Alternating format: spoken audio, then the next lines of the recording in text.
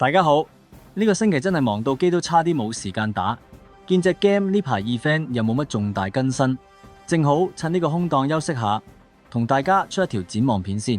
嚟緊節 game 呢，好快又會出世代之塔，今次呢，輪到西塔。經歷過上次大戰之後呢，中間呢段時間呢，其實更新咗唔少新機，咁到底邊啲機值得投資？呢條片我就同大家分享下我嘅心水。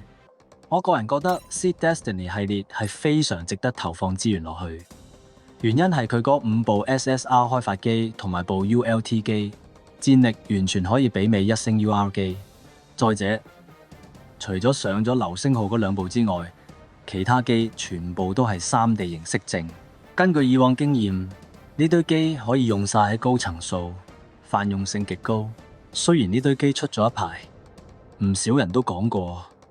但係今次，我想針對嚟緊嘅西塔，同大家分析下邊幾部係真正必備，邊幾部係可以延後。我哋先由絕對核心嘅突擊自由講起。呢部機真係唔講得笑，淨係見到佢個4母有6000係數，就已經知道呢部機絕對可以一戰。3母同4母仲有減防增傷效果，武裝特性非常之優秀。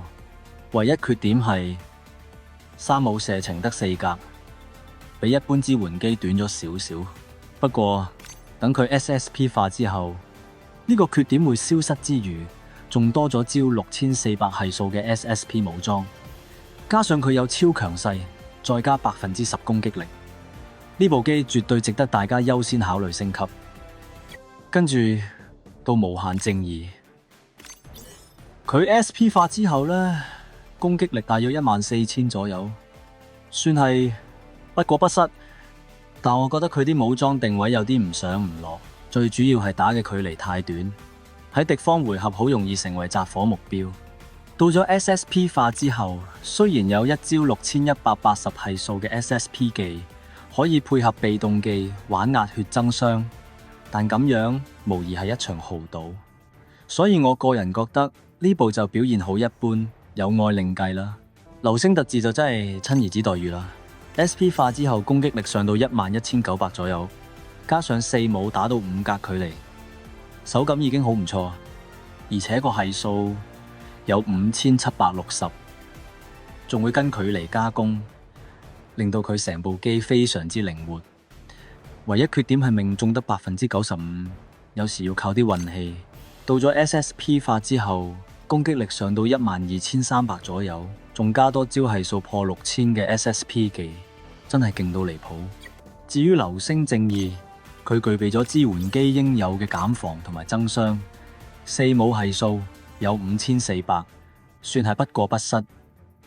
SSP 化之後，一樣多咗招係數6120嘅 SSP 技，感覺上算紮實，可以升。不過佢未去到真係最頂尖嘅支援機，我個人覺得都係 Wing Zero 勁少少。不知火曉呢部機幾得意，被動技有雷射武裝減傷50%，3母再有雷射減傷，變相佢打雷射槍戰嗰陣真係冇乜嘢打得佢入。缺點係手短啊，最遠打得4格，要 SSP 化之後先打到5格。數值方面， SP 化後防禦力10800，SSP 化後上到11200，唔係話特別出色，但係可以接受。佢招 SSP 技係數5820，作為盾機嚟講夠大力，只係個減命中效果比較弱，整體都係未到一線。最後講下呢部 ULT 天照，雖然甩毛 wing 仲未出，但呢部一樣識甩毛，大家可以揾佢頂住先。防禦力10400左右，不過不失。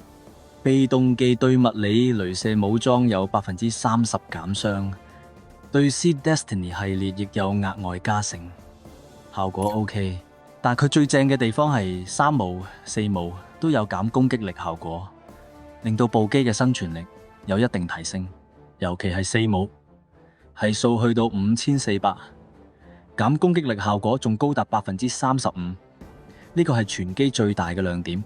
我個人覺得呢部機幾值得入手，除咗識甩毛夠型之外，呢個35%減攻可以大大提升成個團嘅生存能力。以上就係我對呢幾部新機嘅睇法。嚟緊西塔，大家準備成點？歡迎喺下邊留言話俾我知，你準備用邊幾部機出戰？今日段片就到呢度，記得俾個 like 同訂閱我個 channel。我哋下條片見，拜拜。